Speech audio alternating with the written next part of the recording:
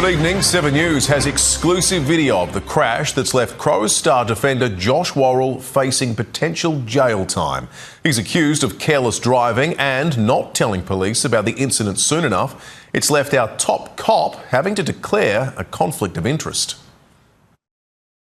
A pedestrian crossing Port Road is struck by a turning Hilux. Behind the wheel is Crows star defender Josh Worrell. The 25-year-old pulls up on the curb and gets out of his car before driving the 29-year-old victim, who's got a head wound, to the Queen Elizabeth Hospital. The collision happened on Friday morning when Worrell was on his way to training at West Lakes. Now he's been reported by police for aggravated driving without due care and failing to present to police within 90 minutes. The first charge carries a maximum penalty of 12 months imprisonment. The second could land someone found guilty in jail for up to 15 years, depending on the seriousness of the injuries suffered. Given a high-profile person is involved, the police commissioner would usually be briefed, but I have not been briefed on the Josh Worrell circumstance. That is a matter being oversighted by the Deputy Commissioner. That's because Grant Stevens sits on the Adelaide Football Club's board and has a conflict of interest. Any circumstances relating to the Adelaide Football Club, there are very careful considerations as to whether I'm briefed or not. The Adelaide Football Club says it can't comment on the matter now that legal proceedings are underway. But it's confirmed it has no problems with Worrell playing the Swans on Friday night. He'll be summoned to face court at a later date. Lauren Rose, 7 News. 7 News has exclusively captured a dramatic city arrest which left an innocent bystander injured. Kimberly Pratt joins us live from the scene. Kim, police chased the suspect through Rundle Mall. They did, Will. Shocked workers witnessed two police officers running after him for several hundred metres before tackling him to the ground here on Pulteney Street. It took another half a dozen officers to restrain the agitated 23-year-old who's accused of resisting arrest and repeatedly punching an officer. The Rosewater man was wanted on an outstanding warrant and over a robbery last month. Police say they found a flick knife, balaclava and driver's licence in other people's names on him. He was slapped with a raft of charges, including providing false names, hindering and resisting police, assault and assaulting an emergency services worker. During the arrest, an innocent woman was struck and hit her head on the footpath. During the grabbing, I think the hit her at the same time. I think the guy who got arrested was shouting because he's probably got injured as well, but not the lady. It's just a tough one. Paramedics treated the woman and two police officers for their injuries before taking them to hospital. The man was refused police bail and will face court tomorrow. Will? All right, thank you, Kim. Thick fog blanketed the city and suburbs this morning, delaying flights and leaving some passengers circling for close to an hour. And the Weather Bureau warns more frosty mornings could bring further disruption.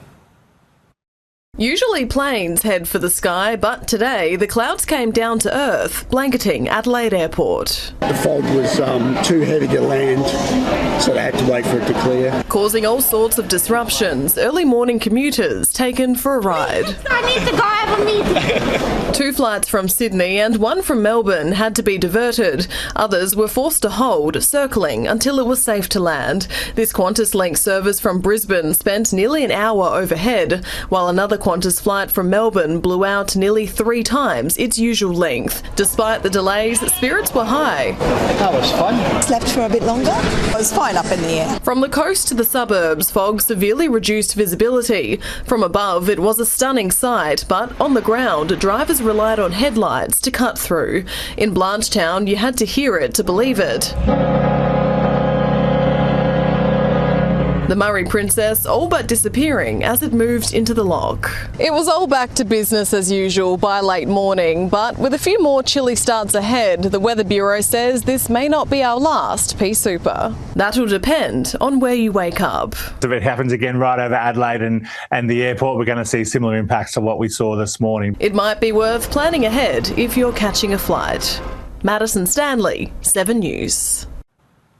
SA's commercial fishers are calling for more support after toxic algal bloom assistance packages end on July 31st. Ardrossan fisherman Michael Pennington says it could be a decade before Gulf St Vincent is a commercial fishery again. The way the environment is, it can't sustain any fishing, let alone commercial fishing at the moment. The opposition says businesses need certainty to plan ahead. The state government says it has no plans for further funding support, but a study into potential buybacks is still underway. Police are hunting an arsonist who torched a West Croydon share house while 7 people were sleeping inside. Angry neighbours have petitioned the Premier to have the property shut down. 11:30 p.m. at West Croydon, Ellen Street residents frantically try to warn their neighbours about the inferno. Wake up! Wake up! There's a fire! Wake up! It was very big, it's already on top of the house, on the roof, and I think it's spread very fast. The house is burning, get out! Police officers climbed on roofs as more than 24 firefighters battled the intense blaze.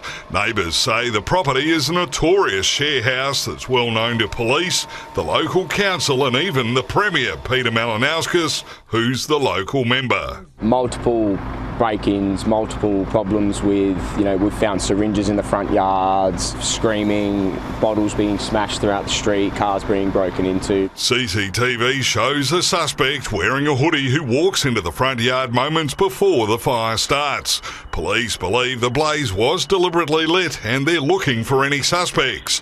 Residents who live there weren't interested in talking about what happened. I think he'd lit the house on fire. About 40 locals signed a petition to have the share house closed, but the bad behaviour just continued.